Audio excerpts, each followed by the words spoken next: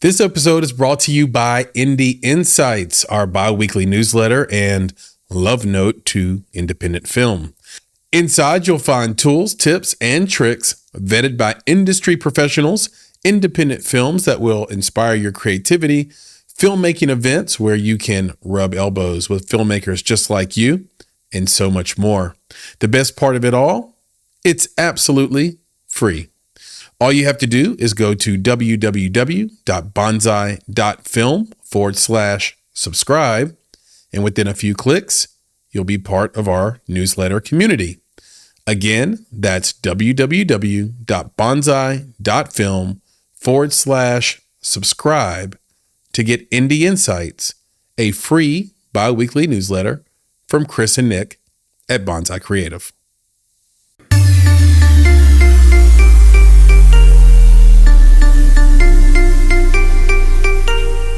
You're listening to Make It, a podcast by Bonsai Creative that helps creatives in film get where they're going faster by sharing the advice, knowledge, and insights of professional creatives across the film industry. I'm your host, Chris Barkley, and with me today is my good friend and Make It podcast co-host, Nicholas Buggs.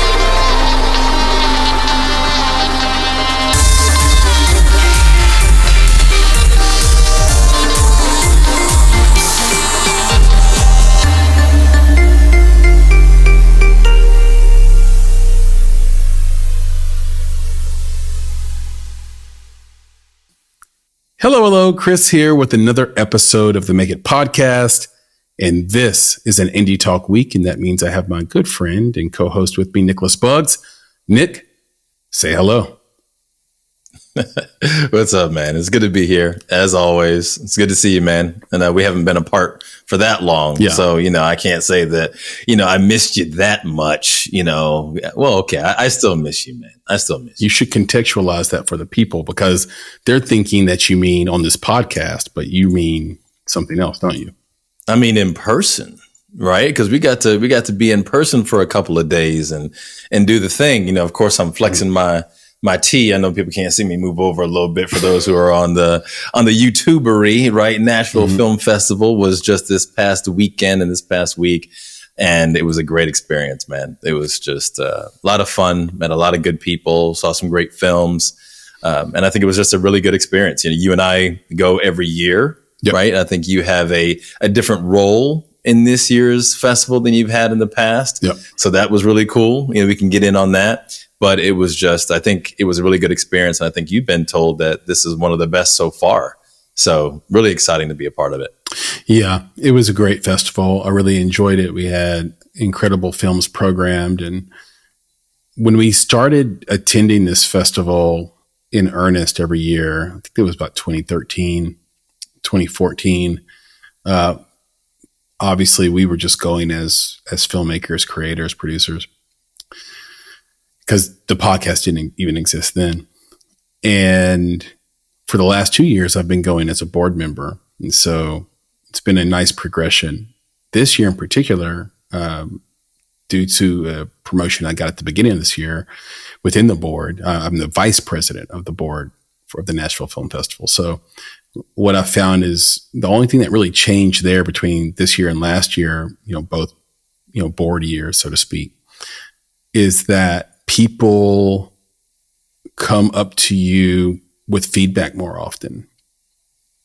It's so things they'd like to see changed, questions like before the festival started, I got sort of deluged with text messages and phone calls about people who wanted to know, would their film be accepted? Why didn't their film get accepted? And, when their accepted film is going to screen, all these different things that, really people didn't come to me for last year as just a member of the board. So that's been a little bit different.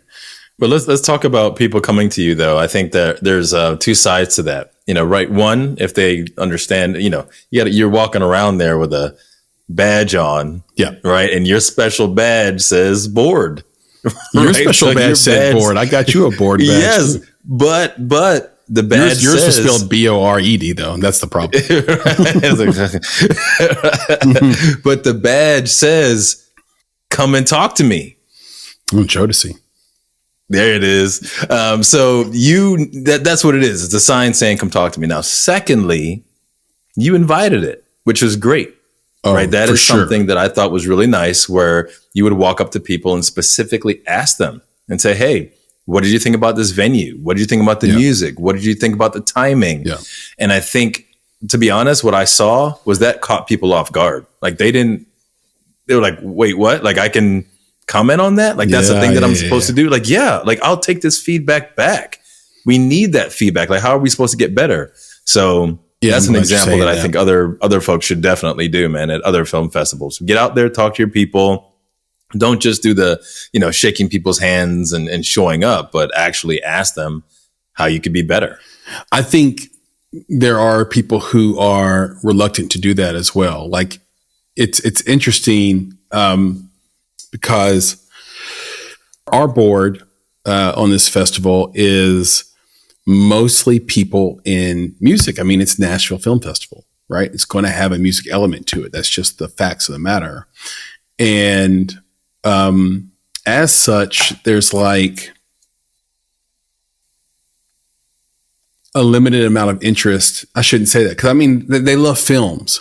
I'm not saying that, but they don't spend their day entrenched with independent filmmakers like I do. I think that's fair. I think they would agree with me with that for the most part.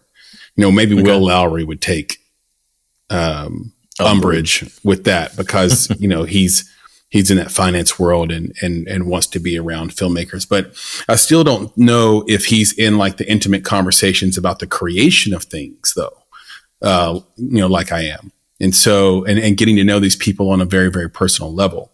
And so I think what I just said to myself is, okay, where can and I say this about everything. I do this with everything in my life. Where am I useful? Your homeboy, Arnold Schwarzenegger, is about to come out with a book called, I think it's just called Be Useful. Yeah, well, that's what his dad told him. Yeah, exactly. And I love the book title and I love the sentiment behind it because it's true, especially in an age where you have artificial intelligence. And the idea of you being a data wrangler faster than AI just doesn't, does not compute. The dog doesn't hunt anymore. But your ability to be useful to another person will never, ever go out of style and will never, ever not be useful. Something we say all the time, filmmakers are people too. There was a lot of that this week. A lot of that. A lot of like, I need a hug. A lot of, I've been down. Since this happened, even going back to the 48, and I announced on this podcast a couple episodes ago that I was doing a 48 for the first time, and was doing it with a longtime collaborator and friend, Maki Depp, that we did a feature film with called Another Version of You. Go watch it if you haven't. Go buy it if you haven't. But I've been around this person, giving him notes, consultation, creative springboarding, all kinds of stuff for years. I've known him for quietly a decade now. And we made what I thought was a good film that we continue to tweak actually in the background. And the film we actually uploaded on time to the 48 had an error in it. An error or two in it, or was incomplete in our mind. But we also wanted to be on time so we could be considered for awards. That being said, against 60 films, we thought we were definitely in the top 3. And the nominations sort of proved that out. We were I think the 3rd most nominated film in the entire fest. We won the audience award, so that was great. So that's like the people thought we were the best movie. And we won another award for best in our genre. So we had the best romance film. But we didn't win anything for technical. No technical awards. And let me tell you, not to spoil anything, but when you have people disappear and you have people multiply and you have a creature crawl over the skyline of Nashville, you feel badly for those people in post that you produced, right? If you're me. And even that required some filmmakers or people to touches to reassure those individuals. Yeah, you're super talented. Yeah, there's something going on there. Yeah, you can't win them all. Well, whatever the language, whatever the talk is, because you need to let those people know you not winning isn't always about you. Like there are other things. And that's what happens with the festival as well. Hey, we didn't program your movie, but guess what? It isn't always because of your movie. And one thing people fail to realize, and we'll talk about this down the line in our culture chat, actually, is that a festival is programmed based by category typically. And if you have a short film, but there's 1,000 short film submissions, just logically speaking, your chances of getting admitted go down. And it's really funny, Nick. Now, this is a subculture check. And I would love to hear your thoughts on this because it is really funny. Like not funny, haha, but funny. That's ironic. When your film is accepted into a festival or you're in a contest, you don't want any bias. You want no bias from the judges or from your audience. You want everything to be cool, clean and cool. Like I want to know how I did. Right? You go to your screening. The reason you go to the screening as a filmmaker is, Nick, do you know? Obviously. Well, to get eyeballs and have people see your work. Yes, but the main reason is to see the audience's reaction. All right. What worked, what didn't. When you don't get accepted, sometimes, and this is kind of what I'm getting to about like the difference in being this year and last year. When you don't get accepted, then you want bias. Dude, you're not letting me in. I'm a filmmaker here. I'm local. I'm here. You're not going to let me into our own festival? It's like, yo, that would be cheating.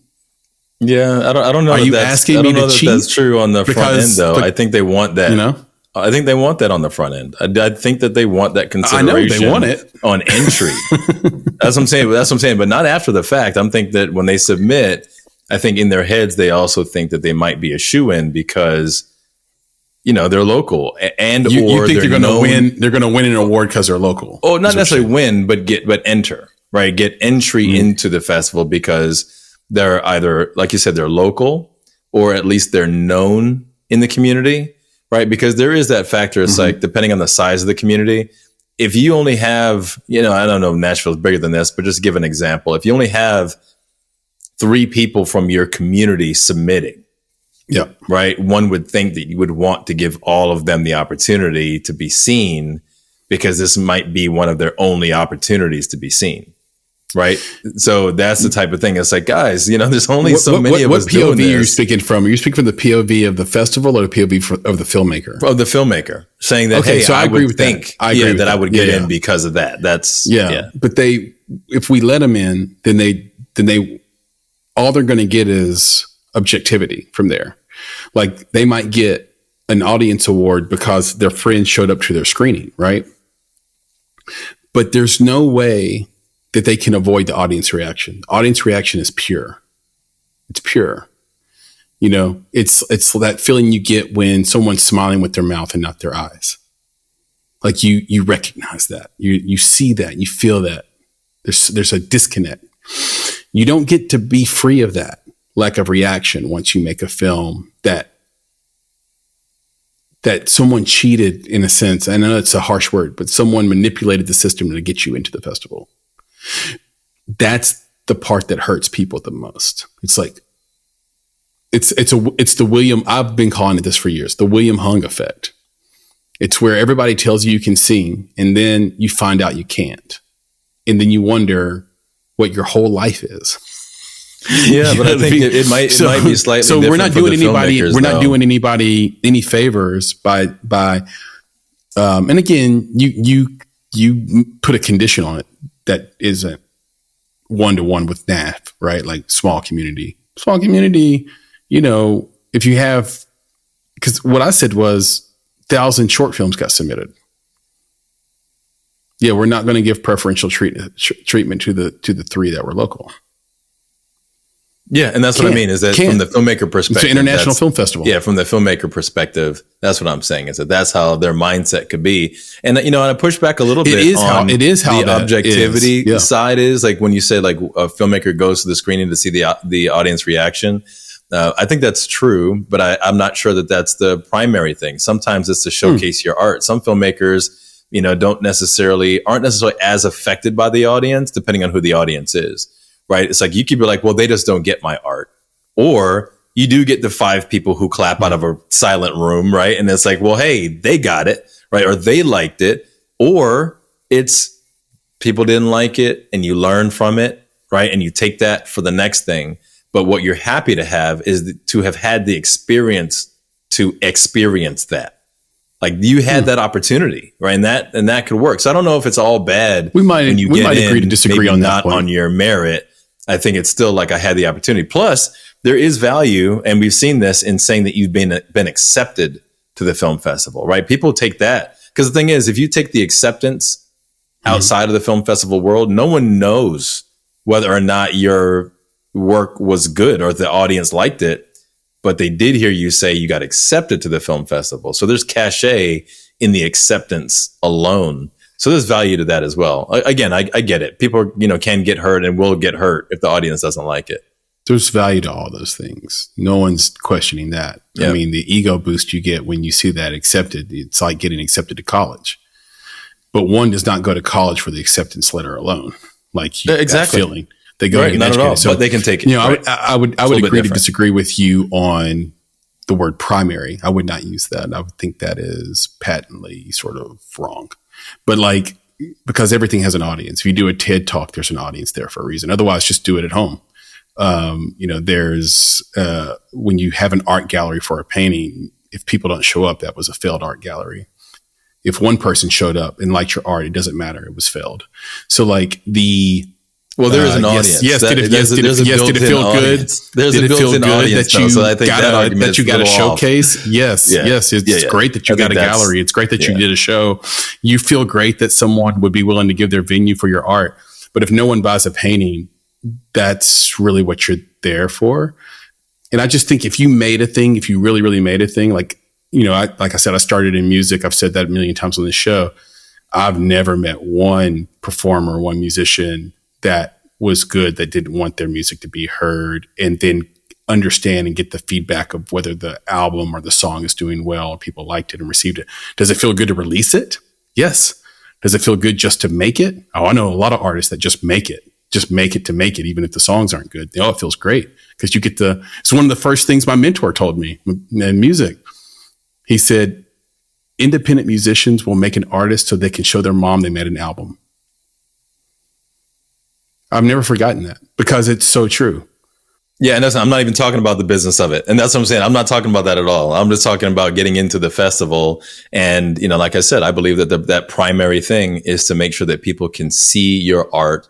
You can experience the festival because there's a lot there to the festival. Again, getting the acceptance, getting your film, your artwork on a big screen, right? Engaging with filmmakers. I think a lot of times at these festivals, especially as, shorts, even the feature films, I'm not exactly sure how much feedback they actually receive, from the broader audience. So I don't know that they're going to get that, I didn't like your film, right? Or your film was rated the lowest out of all of these. I don't think they're going to get that kind of feedback. So I think that, again, for me, the primary thing is for them to show their art, to be accepted into a festival that they believe in, to be able to take that festival acceptance, and then potentially, of course, the idea of winning something, with that as well. But I think that, that experience is something that, filmmakers crave. And then, like you said, that bias that you're talking about, I definitely believe it exists, especially in the smaller communities. But, we'll see at the larger film festivals. I definitely don't, like if you're going to Sundance or South by, I'm sure there's, there's bias there too, but I don't know that the average or the general filmmaker feels like there should be any bias towards them in at least getting accepted. Yeah, it's a fair point. Look, we'll table it for another day, but I have to I have to go by sort of what I'm experiencing, but it was a side point anyway to the overall point, which is that, this festival was, in our board president's opinion, the best one we've ever done. That's Randall Foster. And so, it's one thing to hear someone from our board talk their own book. You expect that, right? And so, it's another thing to hear it from the community. And so I know that there's room for us to improve, and I'm waiting for additional feedback. I'm compiling that feedback. I'm going to give it to the board, because my ultimate point, before we sort of got sidetracked on that other thing, which is my fault, but it was a great conversation. It's a really important point, is that maybe more important than even what I'm talking about now. But the point I was making is just that I find myself to be the voice, and I've put myself in that position intentionally to be the voice of the independent filmmaker here in this community, and be the sounding board for them, a way that they can talk directly to the programmer, to the volunteers, to the executive director, to the board, and say, here's how we can make this festival better. And if you want my advice on how to get into any festival, it's make better work. We're going to go to the Fayetteville Film Festival next week. We're jurors there, and we do like a pitch session and workshop, and we love doing it. It's awesome. It's a great little festival, and we do this pitch workshop a few different places every year. Lance Clark, if you're listening out there, we haven't forgotten about you in your class, but it's a good workshop, and it's cool to watch all these films that come from all over the place. Like they're feature films, short films, music videos, you name it. And they come from a variety of backgrounds and levels of professionalism. And one of the things you get caught up in as a juror is that same thing we're talking about. Like, do we judge this and comment on this film on its actual merit, or on the fact that, oh, that's a student film, which is like a euphemism for, that's a good throw for a girl.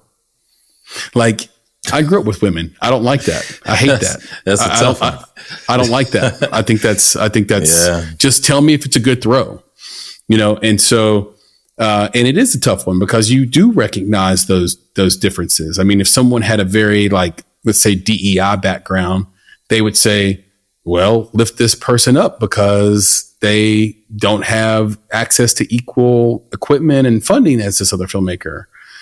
But then that ruins meritocracy to some degree, like to a great degree. And so you always have to balance that. And so what I do, and I know, Nick, you have probably a different process, is I just start with what was great about the movie.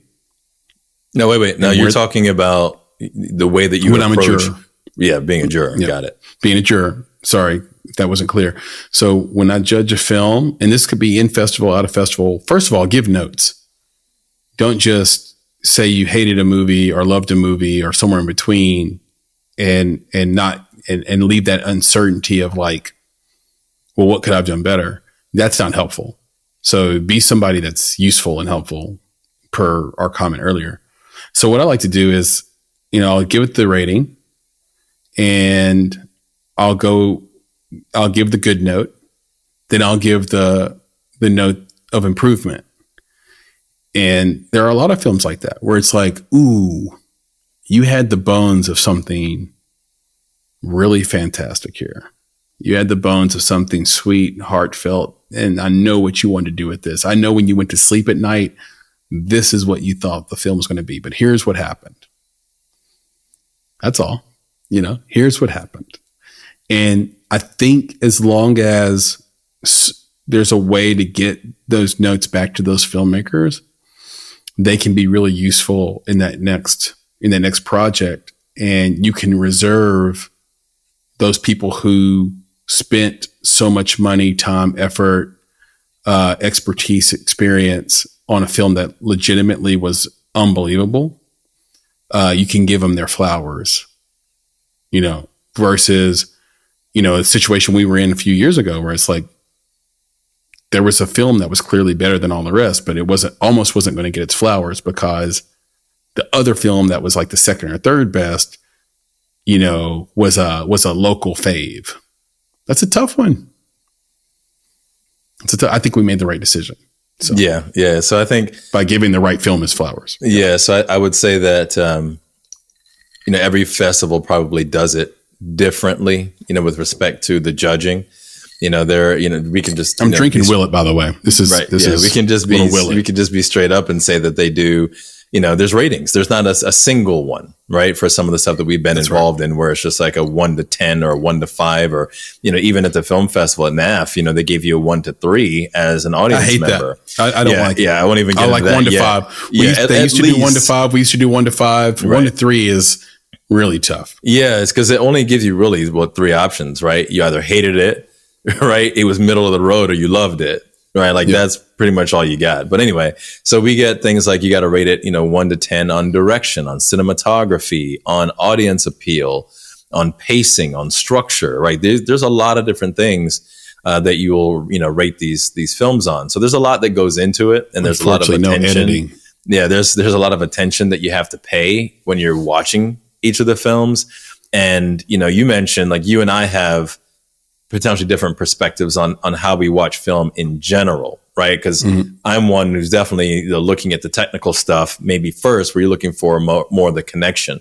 So for me, I've also learned to just kind of switch that. So as a juror, I can now do what you do, right? And I can just watch it. Just watch the film, just don't judge it off the front. Like, did you feel anything? Did you emote? Did you get what they were trying to do in general? And then I watch it a second time for some of that technical stuff. Some of the technical stuff jumps out at you. I know for me as a juror, one of the things that I'm always looking at is basically distractions. Did you do something? Normally it's audio, right? That's one of the biggest things. It's like you did something in the audio that just totally distracted from the film. But those are the things that I would harp on in the technical side. Is like, did you do something that was distracting from your point? Now, that whole audience appeal question can be very interesting. Now, clarify that for the listeners, because they may not know what you're talking about here. Well, what I'm saying is that's a measure, right? That's one of the measures that goes into measuring the film. And what I'm getting at is that that's on Film one of the Freeway, most difficult. One of the measures to judge a film on is audience appeal. Right. So and it's one of the most difficult things for me. I'm sure for any judge, because now you're saying, okay, well, what is the audience? That's the question. Is it the audience that they made the film for? Or is it the audience of the festival that you're going to, right? Which could potentially be a completely different audience, right? So when you look at that, you kind of have to the make most a judgment. Subjective, right? Yeah, but you got to make a judgment up front on what that is, because now you need to measure every film by the audience that you chose. Right. So that's the idea. But that's one of those where it's really interesting that that's one of the measures. But all that to say, which audience did you choose? Well, for me, I chose the audience based off of the film itself. So what audience did I think the filmmaker was trying to sell to? Yeah. Yeah. And how did it appeal to that audience? But we may find out that that's not how you do it. We may find out that they wanted us to go festival audience. So that's interesting that we both picked the film's potential audience, because it goes beyond the festival. That's the idea. The film isn't intended just for that festival. So when we're rating beyond it, exactly, we want to rate it beyond just that festival. But it's a really interesting process, and it's time consuming. Because you have to go through and rate these things, and like you mentioned, Chris, you take notes, and I think that actually might be something that other film festivals, or even for us, we might want to tell people, hey, let's do this. Like, let's make this part of the festival experience, because I don't know that it is. I don't think filmmakers are getting notes from jurors. I don't believe that that's a common practice. But if you're having these respected folks be jurors, then why not leverage their input to help these filmmakers? Yeah, we're jurors for a reason. Like, how are we bringing value to the filmmaker if we're not leaving notes and only judging their movies from some ivory tower, and then we're hidden behind a wall? Those people really can't see us or know us until the end of the festival, when they sort of announce us and say, here were our jurors. Right. Now, here's what's interesting too. You made me think about this when you talked about the audience thing. There's a little trick I have as well, which is I pick a volume setting on whatever I'm watching the film on, and I basically try to watch it on the same thing throughout. So that's a theater screen, big computer screen. I will never watch movies on a cell phone as a way to judge it. I will create a volume setting and leave it there. And it allows me, matter of fact, all the settings are the same. And it allows me to judge every film objectively as possible. Like, sound too loud, sound too low. Versus saying, okay, let me kick that up so I can hear what they're saying. If I can't hear the dialogue, then boom, deduction for sound mix. You know what I mean? Well, so, I have a question for you. Mm-hmm. So that means that you only drink water while you're watching films, because I mean, you wouldn't drink alcohol, would you, Chris? Because then your experience at the beginning of the evening might be totally different from your experience when I drink no alcohol. Consume this. Okay, this is all I drink. That's it. There it is. Just making H2O. Sure, man. Yeah. You know, for things sure. get a little blurry.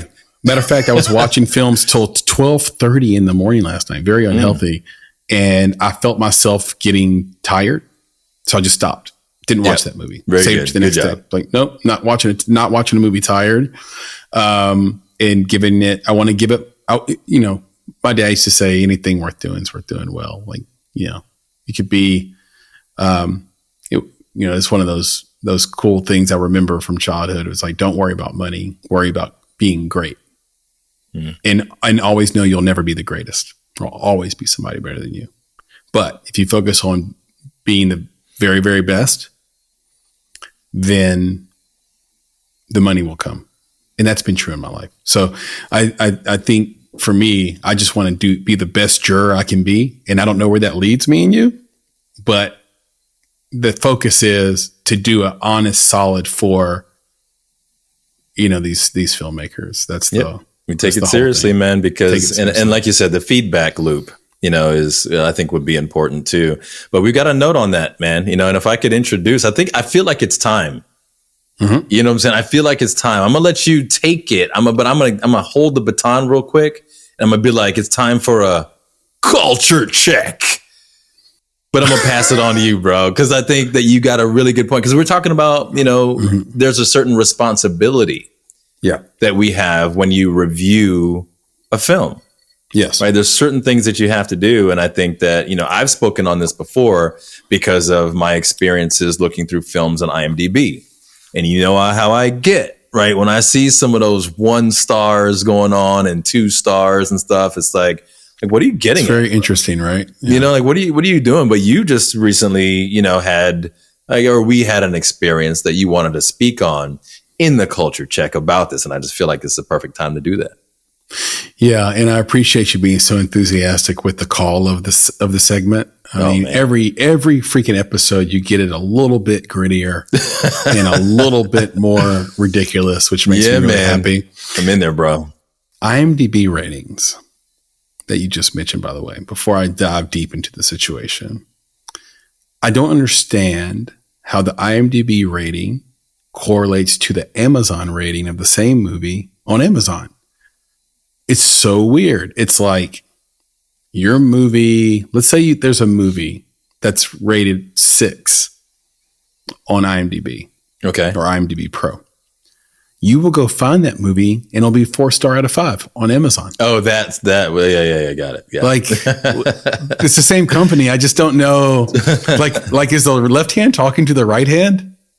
Like what's happening there? Like they're not sharing reviews, but then we had insight that they were sharing reviews. Well, this is the same company, like you said. So same company. I think, and we have to check this, you know, now that you're talking about it, I think you can rate it in both places. Right. So like you said, it's 5 stars. You can rate it 5 stars on screen while you're watching. But then if you go to IMDb, it's 1 out of 10. Right. And you're rating it there. So it's almost like, you know, the folks who are using IMDb and IMDb Pro are in the industry. So you're getting an industry rating versus when your people are watching it, you're getting the viewership rating, which may or may not be true. I think there's a mix there. But honestly, I don't know many people in the lay people who are going to IMDb to rate stuff. They just do it right on screen. I tend to agree with you. I tend to agree with you there. I think if that's true, that, like, if what we're saying is true, like Amazon doesn't share reviews from site to site, even though they own both places, it raises a whole host of other questions, which is like, as a filmmaker, wouldn't you rather pander to the person who went to Amazon to buy and watch your film than to the hired guns that IMDb hires to review them? And actually, so they have like an army of reviewers, same with Rotten Tomatoes. And those ratings have a higher weight than a regular user rating because those are their inside people that they trust their taste and judgment. And so I don't know if it's necessarily industry folk that are rating in IMDb, but it's their own in-house internal people. And they have no intention of sort of supporting your film beyond the job of reviewing the film, the job of watching it. And, you know, it's different than what we just talked about as being a juror. Like as a juror, you watch a film, if you care about the job at all, and you kind of approach it the way you would maybe approach a complex cologne or perfume, where this could be like the technical stuff that you see on a student film, right? That first, you smell the bottle. You ever do that? Just smell you don't spray it, you just smell it, get a hint of it, and then you might spray it in the air and you get that first hint. You smell it and you're like, okay, I don't like that. But people who are really interested in that world, they always laugh at that because that's not how you test a cologne or a perfume. There's the nose. There's the thing that you first get. Same with like bourbon. There's the thing you first get. And then there's how it sits on you over time and blends with your own oils and chemistry. That's the real scent of the cologne or perfume. And so when I'm looking at these movies, okay, that first whiff, I don't know if I like that. That first scene, those performances. And then as soon as the movie ends, that movie has rested on me. And I rush. I actually do the comments before I do the ratings because I want to get that thought out. That's what I smell. Okay. That's how it's resting on the arm. Got it. Now I can really say, do I like this or do not like this? Right. And so, whereas like the less expensive or less complex colognes and perfumes, what you smell on the nose is what it's going to smell like on you in an hour. See what I'm saying? It's just a little bit different. So anyway, culture check. And reviews. Let's dive in. Yeah. Well, look, I mean, there was a situation where we had a friend in film who made a horror feature, and it did screen at NAF.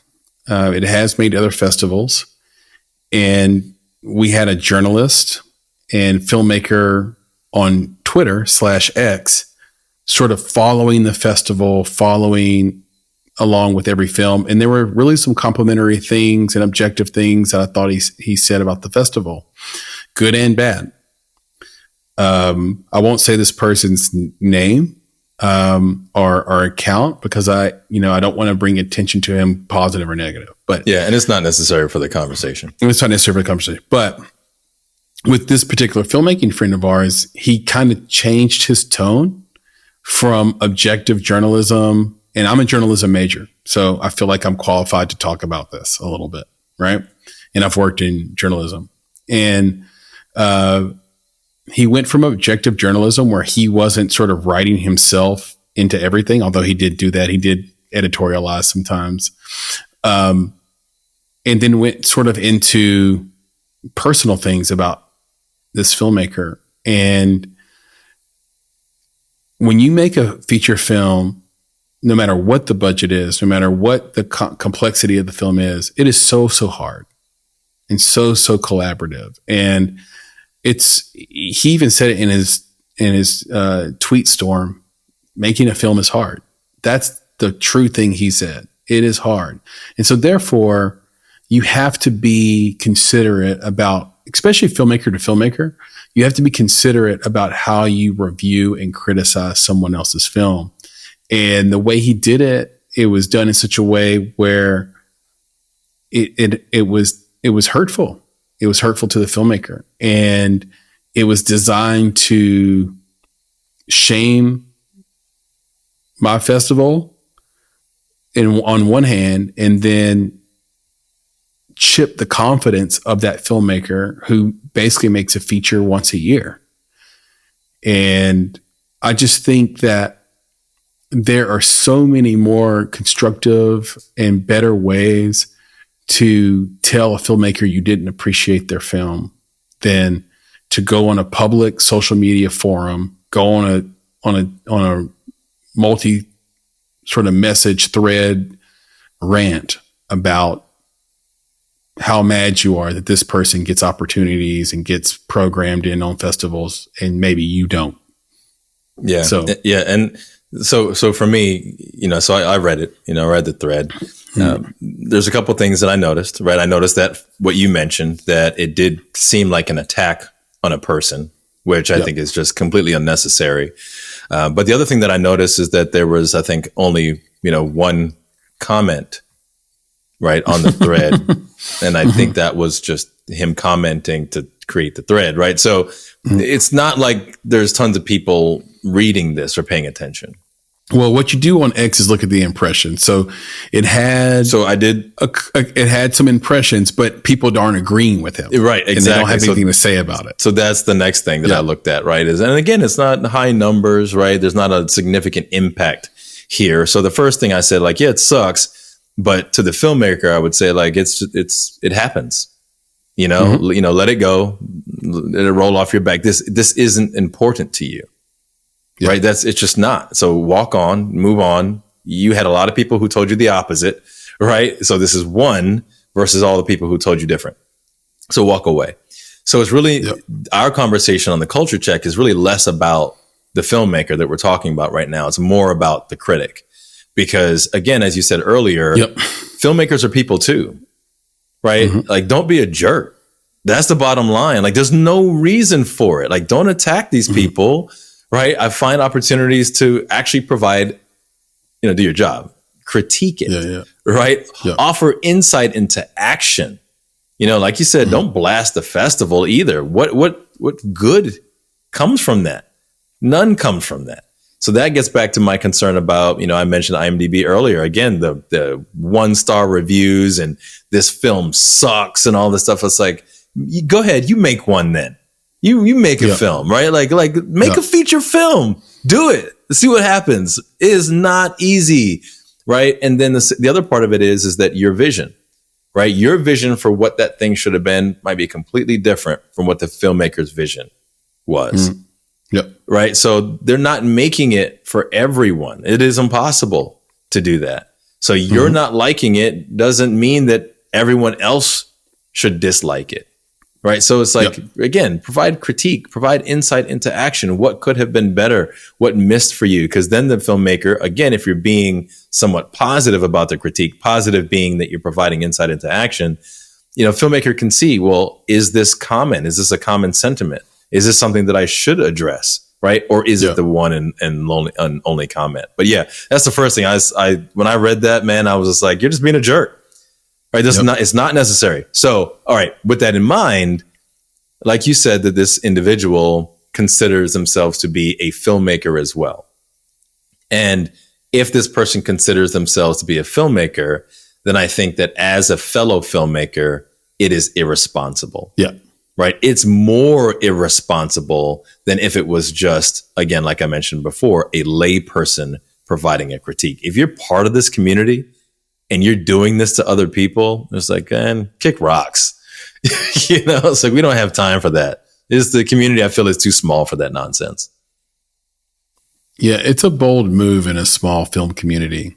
Like across the Southeast, which is where we're sort of hubbed in. Yeah, you might imagine it's a community that has probably 50,000 people in it in terms of like people who are actively making film. I'm talking about across like 15 states. But I find everywhere I go, it's a small community. Like, think about how big LA is, for example. It's like 5 cities in one. Every time I go, right, I run into somebody I know. Yeah, every time. I was at a taco shop one time in Hollywood, at 1 a.m. and Rashid Stevens walked past me. There you go. Yep. Yep. It's a small community, man. It is. He's like, hey, man, go to the grocery store with me. And I'm like, what? He's At 1 o'clock in the morning. Store with me. I was like, okay, let's go look at some tomatoes together. You're right. We just went in there and we felt how plump they were and stuff like that, and like tested their quality and their nice. Their hue. I'm glad you had that experience with a fellow filmmaker. Yeah. Again, it's just human. Yeah. This is a human experience. So 1 a.m, 2 large individuals in a grocery store checking out the hue and plumpness of tomatoes. Nice. I'm glad. In LA. And then I think we went back and had some cerveza and some more tacos with Brian Adler of all people, by the way. Human experience, man. That's the whole point. Small community, regardless of where you go. Where you go, there's only so many people that are actively doing it now. Everybody wants to do something cool and difficult and creative, but there's only so many people that are, you know what I mean? So I think your point is super solid and perfectly put.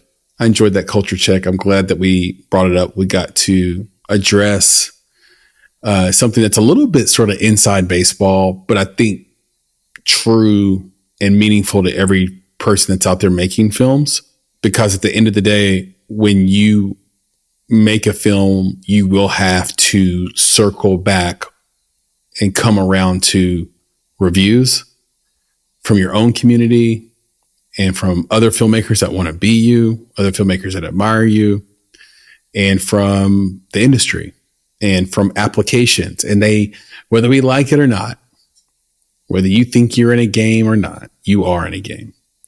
And all those things really, really do matter because people are busy and they just don't have time to care at the level that we care. Not me and Nick, but like as filmmakers, you really, really care. And you're always miffed when you feel like, well, how could you not dig a little deeper? Well, they don't have time. There's a lot of competition. We've said it a million times on this podcast. YouTube, TikTok, you name it. Other movies, TV shows. We're inundated. So if the review says 2 stars, that's almost an automatic skip. And so these things really, really matter. And that's why we took the time to talk about it and to make it a culture check. Just be nice, people. Just be nice. And be nice to yourself too. You're a person too. You're a filmmaker. Be nice. Be nice to others and be nice to yourself. I did notice something that recently I should just mention, just as a side note. We don't have to spend a lot of time on it, but I've noticed that the water cooler talk around the theatrical films has been waning. It's been waning. Couldn't even tell you before this week what was actually out in the theaters and available to watch.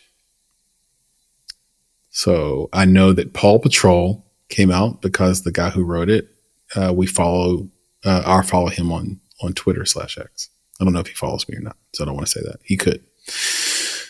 And congratulations to him. And then, of course, Saw has made another movie. I don't even know what number they're on. They just keep making them because it's 10. It's something that you can it's like Fast and Furious. Like the template's there, the audience is there, so let's just keep making them. But before that, I don't know. It's like it feels like there's been this lull. Part of it could have been that the focus for all the industry rags, Variety and Deadline and Hollywood Reporter, they've been focused on the writer's strike and the actor's strike. And so therefore there's been less focus on the actual films that are in the theater. But ever since Barbie came out and Oppenheimer came out, I feel like there's been viewer fatigue. Like there comes a point where you can only talk about a subject so long before you need to talk about a different subject. And so many people talked about Barbie and Oppenheimer that they needed a little break.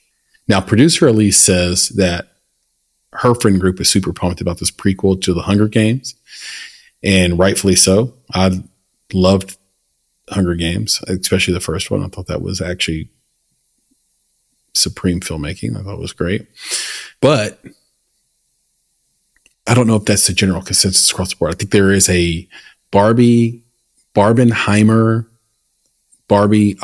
fatigue that is going on. And it's just something to keep an eye on in terms of box office. And it's one of those things where like the bombast is so big for those two films that everything in comparison to it as a viewer and as just like not a filmmaker, but just a film lover, like somebody who wants to go to the theater, it's like nothing else compares. It's like getting to drive a Bugatti and then having to go back to your Ford Focus. Ford Focus is great. One of the more reliable cars. I don't know if it's reliable, but it's one of the more affordable and consistent cars that you can get. Nothing wrong with it whatsoever. The problem is, just drove a Bugatti. And now you know that feeling. I got a couple thoughts, but I'm going to drop the first one, and then we got to go to this trivia because I'm really curious about what it is. We do have, but Oppenheimer related trivia. I'm very excited about this. But the first thought I had was, what water cooler are you standing around, man? When was the last time you saw a water cooler, bro? I have one in my house. I know you do, but you ain't standing around with a bunch of people. Yeah, when I'm by the water cooler in there, I'm doing laundry. Exactly. I'm like, water cooler talk. Ain't no I'm looking water at the cooler deer talk, out the man. window. It's like saying we were standing around the printer.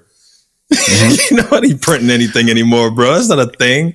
But it's become a euphemism, right? I know. Like yeah, water cooler just means like standing around talking. I get it. I get it. I'm being facetious. I'm joking. Yeah. All right. So let's What's get that into Dave Chappelle joke? I have thoughts, but about let's the water get into cooler? the trivia. I don't Have you know heard the that Dave joke? Chappelle Remember that joke? No, what is it? Where he's like, it was like some white guy joke where he was like, you can ask a white guy anything around the water cooler except who he's voting for. Oh, nice. Yeah, well, like he will talk about sex with his wife in great detail, but if you ask him who he's voting for, he's like, hold on, bro. Like, It's that's the two things. personal. No, it's the two things. That was a culture thing. There's two things at work you don't talk about, right? Politics and religion. So that was almost a religion. Those rules, right? Don't talk about politics. Don't talk about religion. All right. That's right. So with that, let's Second point you this. said. Yeah, let's drop this. Second point? No, I have a point, but I want to drop this trivia first before I respond to your thoughts on the fatigue and stuff. So let's get Papa Bear. Okay, Papa Bear, producer Papa Bear, please join the podcast. Drop us some trivia that we're going to get wrong. For enter in for our weekly segment, our per episode segment, things we should know. Things we should know. Papa Bear, tell us a thing we should know. Well, you should know that you're talking about Oppenheimer. You should know that this week is Nobel Prize week. Mm-hmm. I saw that article. 3 people won it this week for being able to flash light really fast at to see electrons. Mm-hmm. Electrons, yeah. Pretty impressive stuff. Well, tell me this. What executive producer was awarded a Nobel Prize in physics? And for which film is that executive producer associated with? And this is related to Oppenheimer? No. Is related to physics, which Oppenheimer is related to. Okay. So now this is all a new challenge. Okay. Say the question again, please, producer Papa Bear. What executive producer was awarded a Nobel Prize in physics? And for which film is that producer associated with? Do you know who would know this? Who would know it? Nick? Alexi Gambus. Yeah. Oh, Alexi, 100%. Alexi, if you're listening, Ben answered this question. Shout out to Alexi Gambus. Love him. And he makes the most interesting films, and he's very, very talented, obviously. Yeah, go check him out at La Bocine. Yep. La Bocine. Shout out to Alexi Gambus. But he would know. He would know this. And so this is an executive producer who also won a Nobel Peace Prize. Is that right? No, I didn't say Peace Prize. A Nobel Prize. Oh, Nobel Prize. Sorry. That's on me. But he also said, you said Nobel Prize in physics. In physics. I have a guess. Nick, do you have a guess? I have no clue who this is, man. No clue whatsoever. I'm like, that's Nobel Prize in physics and also an executive producer. And my assumption is that the film, and you can tell me if I'm wrong, Papa Bear, but like the film has nothing to do with physics. Oh, that's a great probing question. Is that like you're kind of trying to get a hint out of me? No, man. I'm not. I have no clue who this is. I'm not even there. Are you offended? Are you offended that he's probing you? Hey, that's fine. But I'm not going to bend over. right, exactly. Is the film associated with physics in any way or sci-fi? Let me answer. I don't think so. Next question. Yeah. Actually, it is. Okay. Wow. Okay. No. So to get the answer right, we need the person in the film, right? Yes. And he's an executive producer. Actually, I'll say that the person is an executive producer. Yeah. The award was actually related to the film. Oh boy. Oh boy. Oh. It could be wrong. It could be wrong. But there's two movies that come to mind right away. I've given you 2 hints. I've got the 2 films in my mind. Okay. I've got the name of one of them. I've got I don't have the name of the other one, but I know what it's about. So, Nick, do you have any guesses? The 2 films that first come to my mind when you say that, and you say like it could be associated, and I don't know when this was part of my, I'm thinking like, I want to go 80s and 90s if that would even be close. But I was thinking between both E.T. and Back to the Future. I was like, the E.T. is just, it's just, I think there were things that were happening at that time. I think that would have made sense. But Back to the Future, of course, they were just talked about, physics and science and time and, a lot of different things. Now, again, it could be neither of those, but that was the first thing that I thought of when you mentioned that. But I have no clue what the EP would be. Here are my 2 thoughts, Nick. A Beautiful Mind is one, starring our boy from Gladiator. Mathematics, right? Yep. And then the second one is, it just came out a few years ago, and I cannot remember. I remember I can see the movie in my head, but I can't remember the name of it. But it dealt with the Turing test that was used during World War II to figure out. It was the guy who did the Turing test figured out how to hack the Germans' communication systems in World War II. Produce at least his imitation game. And I'm thinking, I wanted to say Daniel Kahneman, but Daniel Kahneman is an economist. But Chris, he had a partner that was more scientific named Tversky. It's so funny. I think that's my answer. I know, but it's so funny. Like I'm thinking about this, and it is amusing to me how I feel like we both went to like narrative. Mm-hmm. It could be a documentary. Exactly. Right. Like he wanted, like why wouldn't it be a documentary? Because he said movie. He primed us. Yeah, right? Maybe. Maybe. Well, I said film. Yeah, film. Mm-hmm. Look at that. Well, there you go. My brain went straight to narrative. But anyway, all right, who is it? I'm not going to Maggie Contreras would be mad at us. Right. Exactly. Documentary filmmaker. Executive producer is. Shout out to Maggie. Yep. Executive producer, Dr. Kip, K-I-P, Thorne, was awarded the 2017 Nobel Prize in Physics for his work leading to the detection of gravity waves, which were first predicted by Albert Einstein nearly 100 years ago. Wow. And he was an executive producer on the film Interstellar. It makes me so upset. Yeah, right. So you know what, Papa Bear, you did us a really big disservice, huge disservice. Let me tell you why. Great job. Okay. That is a thing we should know. I'm so glad I know that now. Kip Thorne, Dr. Kip Thorne. Shout out to Kip Thorne, Dr. Kip Thorne. And the reason you messed us up is the first clue I asked for was this Oppenheimer related? And you said no. You said it's about physics, and Oppenheimer was about physics, the movie.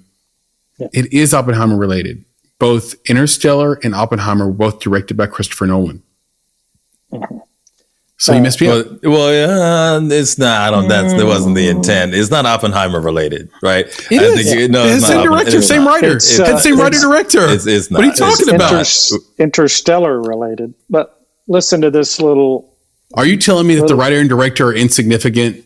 It's an insignificant bridge between those two films? That's crazy. For the trivia that we were just doing.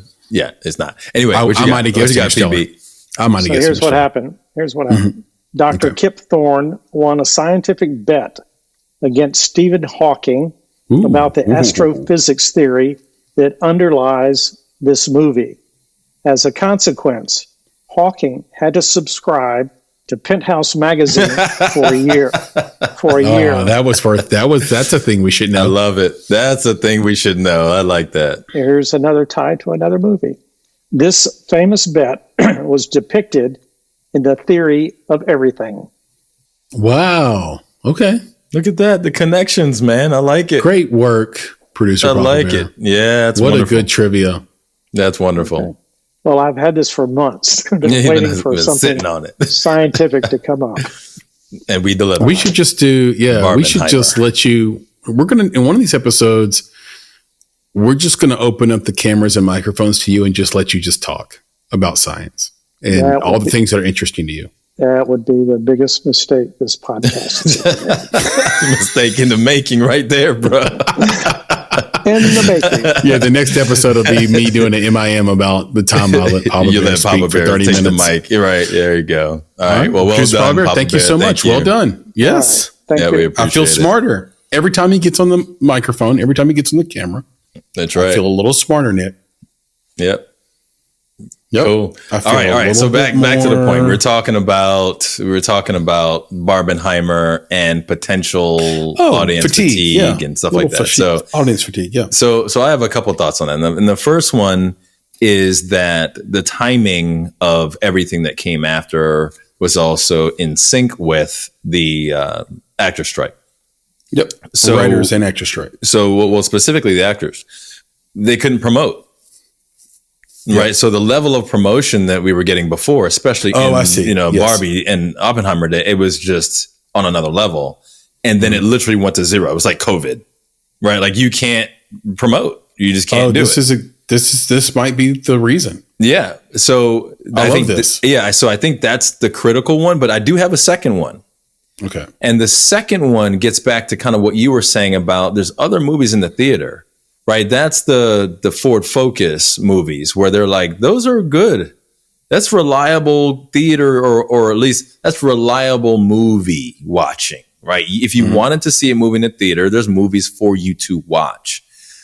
But what I saw, the difference is that Barbie and Oppenheimer were built to be theatrical experiences, whereas a lot of the movies that came after and it kind of in between maybe Teenage Mutant Ninja Turtles and now the creator specifically. And like you're saying, Paw Patrol, I mean, even Paw Patrol, but like the creator, there were not these cinematic experience type movies coming out after Barbenheimer. So you could go to the movies, but you weren't going to have a Barbie experience at the movies. You weren't going to have an Oppenheimer experience. And then therein, lies that little lull that also was, again, seriously compounded by the fact that there was no marketing happening. There was no buzz around theater going. It was just quiet. Yeah, because it makes you think about the value of a press junket. Yeah. And these junkets that the actors do. I mean, there's nothing saying that the movies can't, the movies. The theaters and the studios can't team up and market a film. Right. I mean, if you go to a theater, you still see the same cardboard cutouts. You still see the same sort of marketing approach as normal, but maybe there is less so on television, et cetera. Like, the late night machine shows. is still the machine. Yep. Like they're still going to, have the ability, strike or not, to promote their films. What's interesting is I know that a lot of films just push back and said, well, we're not going to release now. We're going to delay the release.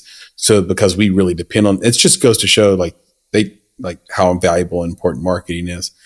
Like until we can market this properly, like this movie's budget and ROI depends on us being able to do this. Exactly. Because it's not that they couldn't roll it out. It's that, do you want to spend ad dollars on late night television, like you put it, for example, where the episodes are reruns? Right. Because those writers on those shows make those shows work. Like literally you can't have Jimmy Fallon if he doesn't have his writer's room.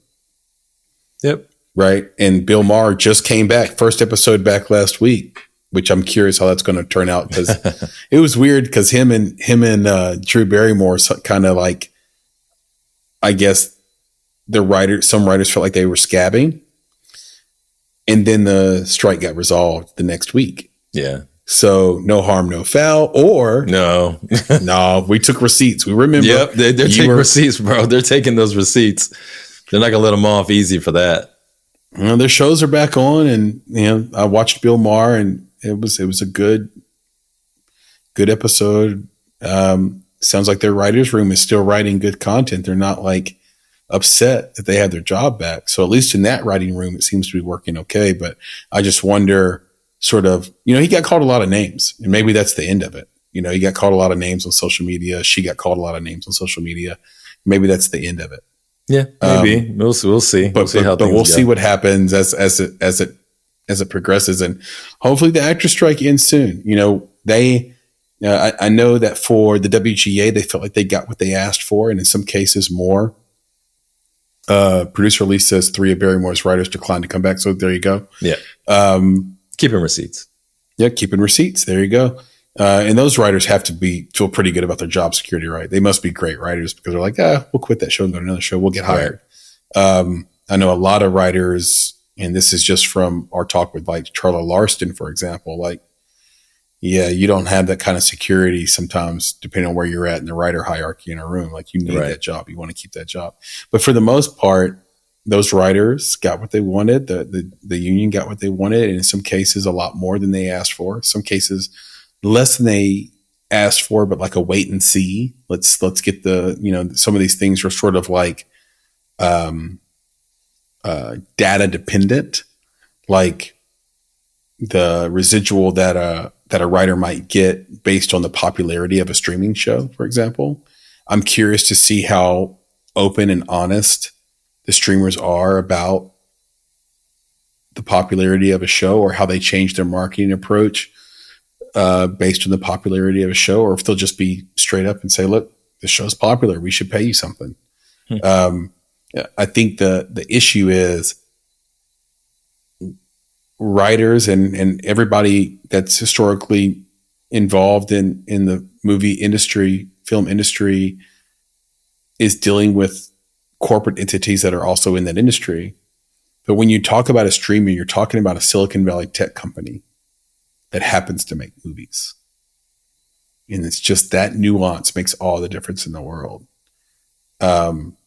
So it changes everything about how they behave. I think I shared something with the team earlier in the group chat and Slack, like cancellation rates for every streamer, like how they, like at what percentage do they cancel shows? Apple is by far the least likely to cancel a show. They believe in the show, they stick with it. But the reason that behavior exists is because they don't have to follow the rules that networks had to follow, or that these other movie industry style channels had to follow. So that'll be interesting to see. And I think that the fact that like Paramount Plus and HBO Max and maybe some others basically didn't have to increase their rate or so. Well, I'm trying to remember exactly. I had it a couple of weeks ago, but I can't remember exactly what their deal is. But I feel like they kind of, got what they wanted in the negotiation. And I think the issue is that you can't compare one streamer to the other, and they have different economic needs and different positioning in the market. So anyway, how that plays out for the actors, I think the actors have their back against the wall the same way the writers did, where they're like, we need to get what we're asking for or do another thing, like have another profession or write in a different market. And that's why the writers were never going to break. They were going to stay, they were going to have solidarity. They were going to strike every day until it got resolved. And they did it. And it was awesome to watch, except for, of course, Bill Maher and Drew Barrymore. But with the actors, they kind of have to do the same thing. And I think that they have less, historically, I'm not just saying this, historically SAG-AFTRA has had less solidarity on strikes than the Writers Guild. So that's part of their problem. Part of their weakness is some actors didn't even want to strike. And then also, I think what they're asking for is tougher, right? Like the writers got in their contract where it says AI cannot be credited on a film. That's huge. That's huge. Like AI can't be credited as a writer. You can't replace my job with AI. Like that's in their contract now. That's huge. The problem that actors have is that they've already been CGI for a long time, for 2 decades. So how do you put that into a contract when you know that, lots of movies you wouldn't even expect to use CGI that much. You see like The Hangover, when Zach Galifianakis is climbing, what is it, Caesars or something like that, or the Mirage, that's all CGI. Like the whole casino when he walks in is all a model. Yeah, I don't know that that's a negotiating I don't know how they're going to do it. Yeah, I don't know if that's a primary or even a negotiating point, at this time. We got to find out what the negotiating points are around AI, I think, specifically, before we can speak on it. But if there are negotiating points on AI, it's going to be tough. Yeah, if there are at all. But I was going to say that, back to the kind of the theatrical experience and the Barbenheimer thing, I think one of the most interesting things, and maybe it'll die off soon, but the fact that they're doing the whole Barbenheimer thing with Saw and Paw Patrol, and they're like calling it Saw Patrol, it's kind of like, is it really a thing? We'll see if exactly. Like if the numbers do great on Paw Patrol and Saw, together, then maybe, but I don't think it's a thing. I think I'm like, oh, y'all are just playing. That's not really a thing. And I think because they wasted it on this one is going to go away. Like we're not going to hear of the double movie thing for a while because they wasted it. Like y'all should have, honestly, there's probably 2 other movies that are much better suited for that type of moniker. That's industry talking its own book, right? Yeah, that's just industry talking its own book, trying to gin up clicks and views. Like opening weekend, Paw Patrol did 23 million or so approximately against a $30 million production budget. That means they probably spent 60 total when you include P&A. Saw did 19 million opening weekend against a $13 million production budget. So kudos. Probably spent 26 million total, roughly, approximately. So yeah, a little bit more to go. They're going to cross that threshold easily in week 2, I think. So we'll see what happens. And like with all films, I wish them a great deal of success, and I want to see the theaters win. So that's the only reason I brought it up, is I just don't want these 2 movies to sort of like, blast everybody out of contention and create a type of sort of theater fatigue for all the intensive marketing those films did. Like, you need a break sometimes. Like you just overwhelmed with this shit. Yeah, I think we're good now that the actor, we'll see. I mean, actor strike's not over. So, right. Like we'll see what happens as that takes a turn. Or they figure out another way to market these things in the less organic, ways, because that's what you'd watch a TV show, you'd see them talking about it, right? You go on their Instagram, they'd be talking about the next film. Right now, they can't do that. So we'll see how they figure this out. Because they can't keep pushing these films out, man. They got to put stuff in the theaters. So, I think it'll start to work itself out over time as the strike comes to a close, but. Totally agree. Look, I think we did the damn thing. We covered a lot here, and obviously more to come as we do our thing out in the film world and report back to these wonderful listeners and viewers of ours. If you're watching on YouTube, thank you so much. And please continue to watch, share, tell a friend, subscribe. And if you're listening, you're an OG, you've been listening on Apple Podcasts or Spotify for years, we love you too. We have some cool surprises coming on the audio side very, very soon. And I think it's going to be, I don't want to hint at it too much, but I think it's going to be really cool and awesome. Actually, a couple of things for both channels, YouTube and audio, that'll be really cool. But one thing specifically just for audio that's around the corner that I'm excited about.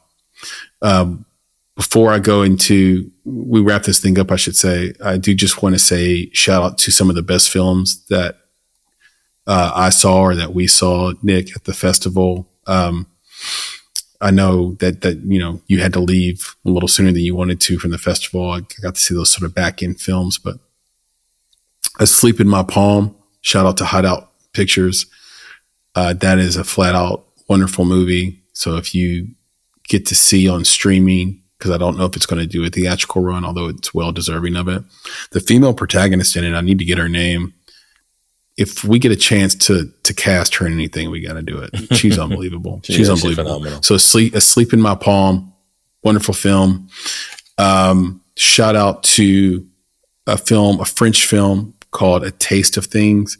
It is a beautiful, beautiful, beautiful movie. I left there feeling so warm, and the filmmaking, the cinematography, the production design and set design, using location as a character in every scene. I mean, it was exquisite. Really loved the acting, the female protag in that. What's her name? Bridget. I can't remember, but it's called A Taste of Things. She should be up for an Oscar. That's how well she did. So she should be nominated as Best Female Lead. And then Flora and Son, which is actually streaming right now on Apple TV. Everybody can go watch it. The music is done by the same people who did Sing Street. Sing Street is one of my favorite movies of all time. And you should watch this movie just for the music and the feel goods alone. There is language. So this is not for your children. Juliette Binoche. Thank you, producer Elise. A Taste of Things is so, so good. She should be up for an Oscar. Okay. Anyway. But this movie, Nick, I thought about you a lot when I watched it. Why? Curiouser and curiouser. Because it is a straight up the most endearing 90-minute ad for Apple you will ever see. It's just an ad. It's just like everything they do is on an Apple device. There you go. They're using Garage. They actually say GarageBand by name. They are using the phones, the iPads. They're using FaceTime. The whole love story revolves around using FaceTime. So it was like a made for Apple movie. And if you want to be a cynic about it, or maybe even a pragmatist, you can say that's a really great 90-minute ad for Apple and all their devices and services. On Modern Family. So where the whole episode was through Apple devices. Yep. There you go. But do check it out. It's endearing. And then there's Foe, F-O-E. It has Paul Mescal. It has, do you pronounce her name Cerise Ronan? I think so. Yeah. She's incredible in everything she's in. She was in Brooklyn, of course. Yeah. She was in, I think, Hannah back in the day, the film, not the series. And she's just great in everything she's in. And this movie's no different. Really, really, really great performances by Paul Mescal and by her. And the movie is a mind bender. It's a living, breathing sort of view into some type of future. And then it has this very strange, uplifting ending that you don't expect. And it keeps you guessing. Like right from the beginning, something's being hidden from you. And so that's just a master class on pace, editing, directing, writing, etc. And they don't give it to you to the very end. And so I highly recommend Foe. So I just wanted to shout out some of the movies that I thought were great. I know I missed some in there. Nick, did you have anything that stood out? I should just say, like, if I missed any, were there any that stood out to you as great? No, I mean, I think, you mentioned Asleep in My Palm, but the one thing that I wanted to mention was just how, phenomenal doc shorts most often are. Every time I get an opportunity to watch documentary shorts, I ask myself why I don't do it more often. And I would just invite everybody to spend the time to watch the doc shorts at any festival that you go to. I think there's always a desire for the narratives, like everyone wants to see the narratives, and even the full length documentaries, because they often bring people in, who are the directors of those things, or they bring the subject of those documentaries in. And that's great. I'm definitely not taking anything away from those, but what someone can accomplish in maybe 10 minutes, maybe 10 to 15 minutes for a documentary short, I think for me is super impressive. And just that little amount of time, how much you can learn, but also how you can just walk into someone else's experience and walk into their lives in that short amount of time. Like it's just an amazing window into worlds that you may never actually experience for yourself. So to me, that's one of the most impactful is just the documentary shorts. And I think the one that stuck out to me and you was a beautiful doc short called named Even Odd. Yep. And it follows the life of the director. I think his name is Sean Yang or maybe Sean Wang. I can't remember which one. But shout out to Sean, wherever you are. You made an amazing documentary. And it's a story that follows his grandmothers on both sides of his family, I believe, one being 83 years old, one being 94 years old, and they live together. And so that's already unusual. And then you just get, totally immersed in their lives and you get to experience the joy of just living. Yeah. And it's a very small window. But it was perfect, it's beautiful. It was so good. And I would watch that and I would recommend it to I'd watch that again and again. I'd recommend it to anybody. So anyhow, Nick, I think we did the damn thing. We did, man. This is special. And I was going to tell you for this episode on our outro, we should just shrink the sucker down, man, because I think today, what we really want from these people is very simple. Like if you're watching us on YouTube, man, you better like this video, right? That's the first thing, right? The second thing is subscribe to the channel. Because we continue to do this, right? We're sharing ideas, we're sharing thoughts, we're sharing insights, but we're also bringing other people in to do it. And if you subscribe, you're helping us to, to continue to do that. And of course, hit that notifications button. So when we do this, when we make it happen, when we drop the video, you get the video, right? You know it's coming, it's going to drop and you can be part of it. And then our folks who are on the podcast side, it's almost the same thing, right? You hit that subscribe, you're going to get those notifications. Right. That's the main thing. Just subscribe to the work that we're doing because it helps us to continue to do this, over and over again. And, lets us know that you're out there, that you're listening, and then share that with other people. Let other people know that this is what we're doing. Right. And that this is providing value to the community. And I think Chris, did some outreach earlier about, the guests that we love to have on the conversation where it's just like we're open to these conversations. We want to have these conversations. So, we're excited to do it and we're excited to be on so many platforms that allow us to get our voices and the voices of the filmmaking community out there. Yeah, spot on. And so couldn't have said it better myself. Of course, if you want to reach out to us, contact at bonsai.film. You can reach out to me on X at Flame in Your Heart or just search for Chris Barkley. And you can contact Nick at bonsai.film. Leave us any comments on YouTube, please. Those who have been commenting, we love you. Appreciate it. Tell a friend. And with that, Nick, why don't you hit us with the credo? Oh, I get to do that? Mm-hmm. Wow. This is, why not? Hey, why not? He's such a wild and crazy guy. Yeah. So yes, to our friends, our family, and our fans out there, the filmmaking community, be better, be creative, be engaged. And thank you for listening. Nick, talk to you soon. Yes, sir. We'll do it again, man. This is great. I love it. Love it too. Peace. All right, man. Be good. Yep. All right. Peace. You've been listening to the Make It podcast. For more information about this episode, please visit our website at www.bonsai.film. If you haven't already, you can subscribe to our podcast on YouTube, Spotify, or Apple Podcasts by searching for Make It Bonsai Creative, and the show will pop right up. You can also follow us on Instagram, Twitter, and TikTok at _Bonsai Creative, and on Facebook and LinkedIn by searching for Make It Bonsai Creative. In addition, you can provide feedback to us via email at contact@bonsai.film. You now have the opportunity to support the production of this podcast. If you love Make It and are a true fan of what we are trying to accomplish in the indie film community, please consider supporting our Patreon page. We spend a combined 35 hours a week producing each episode. We do this with a small team of go-getters that are passionate about film and connecting people with similar interests across the globe. And we have lots of goodies in store for our supporters, including bonus content, exclusive swag, and discounts and freebies to private film events. If that sounds like something you can get behind, donations start at only $5 monthly.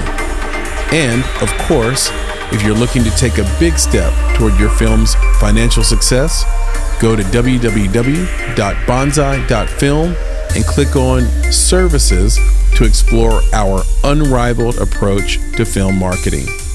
You have everything to gain. Until next time, be better, be creative, be engaged, and thank you for listening.